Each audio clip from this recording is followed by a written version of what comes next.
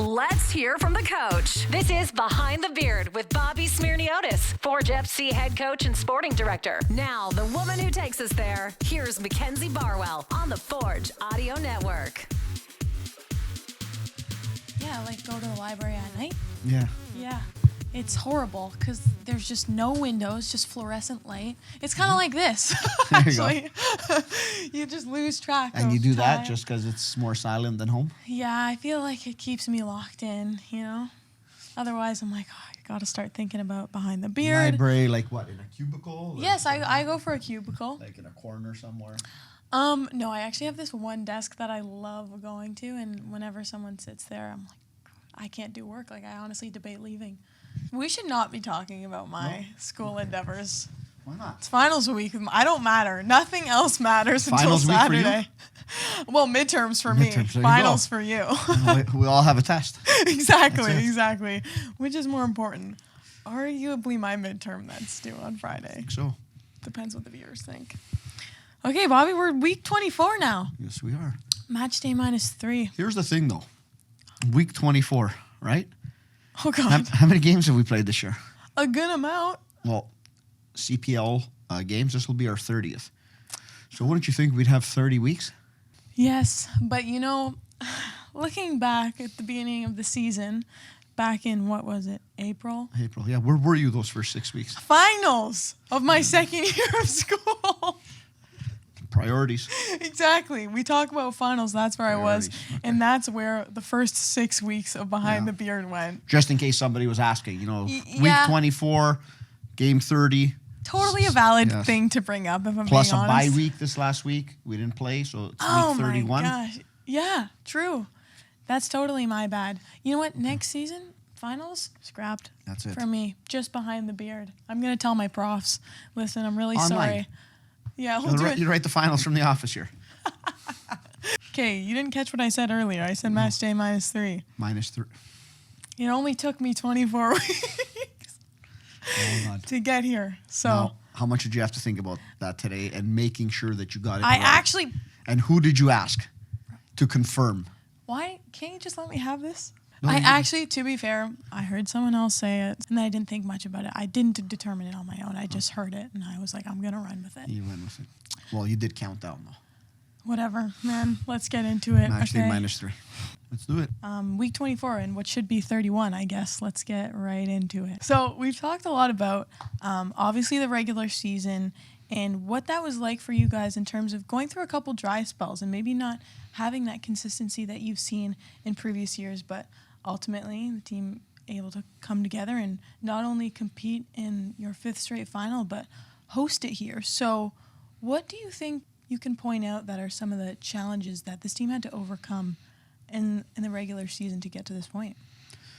Yeah, I think the biggest one is, it's kind of our duty to compete for championships. And we talk about it, that nothing is guaranteed, nothing is given. Being able to play for championships is not something that's just granted to you every year. So happens that we're doing it for a 5th year in a row. And sometimes you guys have to stick on that with the players because there are those moments where, after a while, players just think things will come naturally. Things will happen. We're playing good football. We've won some games. Okay, we lose a couple of games. Everything will work out. And that's sometimes a dangerous area to be in sport. And it's something we're aware of as coaches at the beginning of the year. We're a team that's accomplished a lot, not only in this league, but in every other competition that we've played in, competing for a Canadian championship, semifinals, CONCACAF League, and all of these things. That sometimes there can be some complacency. You start off the season and your goal is to qualify for Champions League. Your goal is to win another championship. But you have to have that hunger every day. And sometimes that can slip in year 5 with players. It can slip a little bit with younger guys. In stark difference to, say, some other teams that are rebuilding On and the have a come lot, up. and have Sure. a lot of fire. Yeah. And different things, or haven't accomplished things. Sometimes the lock-in nature can be there. And I think that's where you saw a little bit the inconsistency of the team. But then you also see the team when it really comes to the moment. Yes. They rise to the top. Exactly. Because They know there's no other option.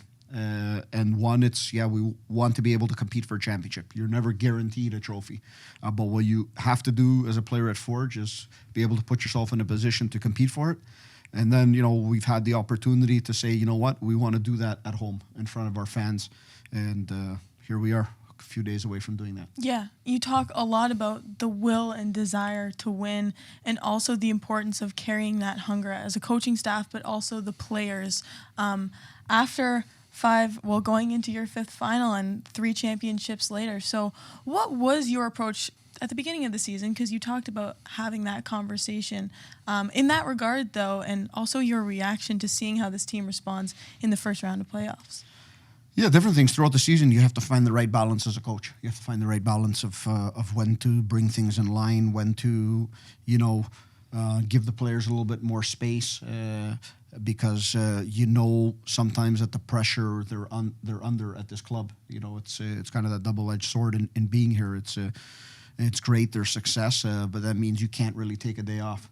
But as a coach, you have to try to find line on, when there are days off with the players, how you reel them back in and how much rope you give them. And that's one of the things we've had to challenge ourselves as coaches, making sure we keep the overall balance and knowing the history of the club, knowing all the players, where they are, and making sure that we're looking at the long term as opposed to week by week. Yes, okay. And it's worked out up until now, but we need one more to make sure it's been done proper. Yeah. Okay, and I want to shift to team culture because I mentioned I want to talk about that too. After talking to the guys over the course of the season, I also had an interview with Kwame yesterday, and he gave me some good insight on this too. They've all, Corey's like, yeah, nice. They've all emphasized, going into the locker room, they know what's expected of them. They know how to be successful. They're kind of given the guide to that. And I guess my question for you is, how would you describe the pillars, if you will, of the culture here at Forge FC that's contributed so much to this continuous success? I think one is we try and give a clear image of the game itself, first and foremost. So how we want to do things, how we want to play. That can morph, but there's certain principles that have to be consistent in what we're trying to do on the field. And it has nothing to do with formations and all of that, but the style and the way we want to be able to play. And then it's about accountability, the most important thing. So you can't come and sit in my office at the beginning of the year and say, Coach, I want to win a championship. Coach, I want to do this, but then not come in every day and do the business. Yeah. Because in words, everything is easy. We can say a lot of words here, and I'm usually a person of few words, other than on this podcast. Right? Because what are words in sports unless you get it done? Yeah. I like to make sure myself too, we show our work through our actions, and I expect the same thing from the players. And then the next thing is making sure you remain humble. That's the most important thing. If your ego gets the best of you, you don't win. That's for us, coaches, players, and the whole organization themselves. We have to remain humble. We have to respect every opponent. We have to make sure we're a confident club, but always remember that this is a game, and the one thing you cannot guarantee in sports is a win. What you can guarantee is your work ethic, your preparation, and everything that you're going to put into the game. But sometimes on your best day, it's not going to go your way. But more often than not, if you do all the right things, things usually go in a very positive way, and that's what we've learned over these years. Yeah. Do you think, I would imagine that with some of these core guys from the 2019 season, 6 or 7 of them still being here and able to contribute in the continuity of those kind of core values of this team plays a pretty significant role even now. So how do you think they kind of affect maybe the ability for newer or younger players like a Noah Jensen or Malik in their ability to step up in important games and finals and playoff ones too? Yeah, I think players realize they have no other choice. If the leaders or these guys that have been around here and have done it quite a few more times, if this is what they're putting into each and every training session and preparation, then as a younger player or newer player, I have to match that or exceed that. Because I have to match that to keep pace, and I have to exceed it to possibly take that player off the field and make sure I'm playing myself. And I think that's the accountability that I look for in the players. Because as a coach, the last thing you want to be is a police officer, on top of their heads about every little thing. But if you set certain standards, then you allow the players to look at each other in the eyes and make sure that they're holding that accountable to themselves as well. Because with us, they'll spend an hour and a half on the pitch, 30 minutes in a meeting every day or every so often. We'll have individual talks, but amongst themselves, they probably spend 4 hours. True. With each other. And if one player is disappointing the guy next to him, he's going to feel it.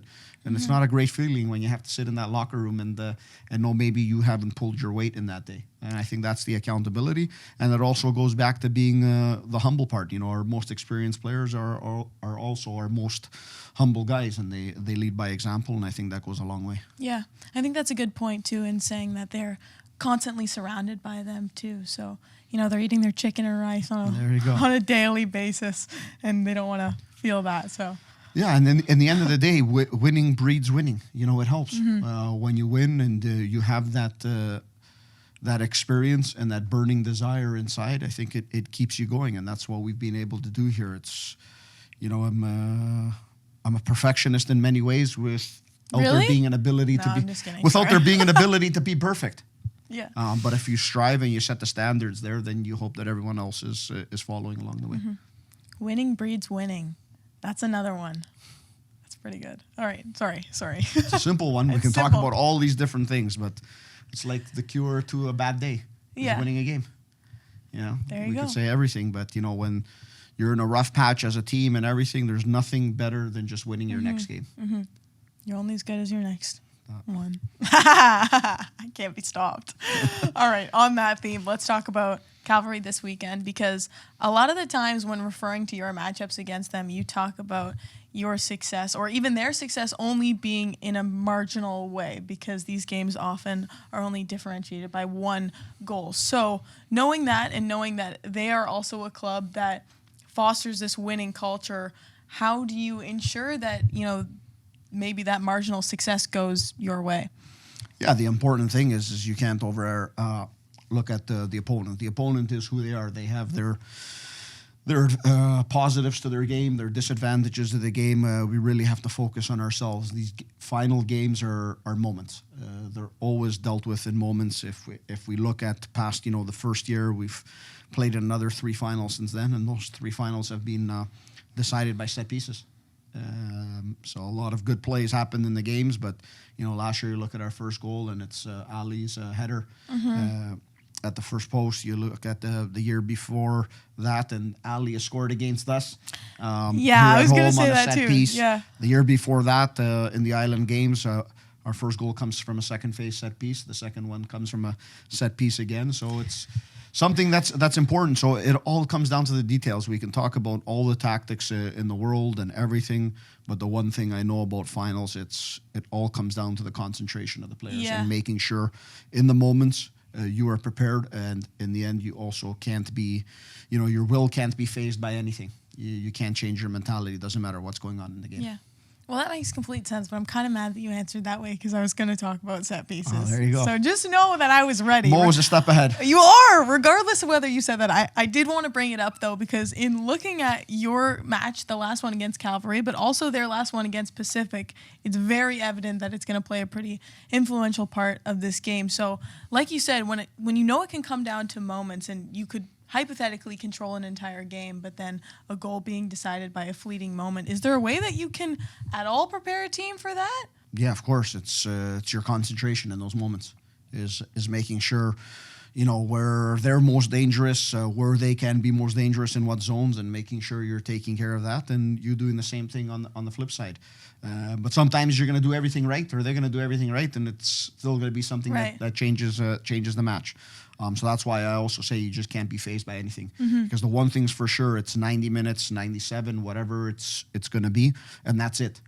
So you might as well pour everything you have into it, because, once Sunday comes, it's off-season time. There's a lot of time off. There's, like I've told the guys this week, we rest on Monday, right? Sunday you have a little bit of pain after Saturday. So you start, it doesn't count. Yeah, so you start. But rest starts on Monday. Yeah. Until then, there's no thought process of if I need to rest, I can take a couple of minutes off here or there in training or even in the game. That doesn't exist in these matches. And no rest for the audio network, by the way, either. Why? What are you up to? I'm doing this. I've got the same mentality. All There right? you go. Just so you know, I take these quotes into my own No personal rest till Monday. my midterms. I'm in the library at 10 p.m. If you want, just quote it and keep on playing it Yeah, over exactly. to yourself. I keep it in my notes. Bobby, what are we gonna do next Wednesday? I mean, we can do week 25. I if think you like. week 25. Honestly, I think we gotta I'll check be here. back in. I gotta start brainstorming winter topics. Yes. But I'll be here, that's for sure. Yeah, that's true. In these four walls, Yep. no wind. You could just stay here. You wouldn't even know the seasons are No, changing. it's Las Vegas in here without the brighter lights, without the sounds, the great restaurants, swimming pool. So I guess it's nothing like Las Vegas. This has been Behind the Beard with Mackenzie Barwell and Bobby Smyrniotis. If you like what you heard, please like, follow, subscribe, comment, and share.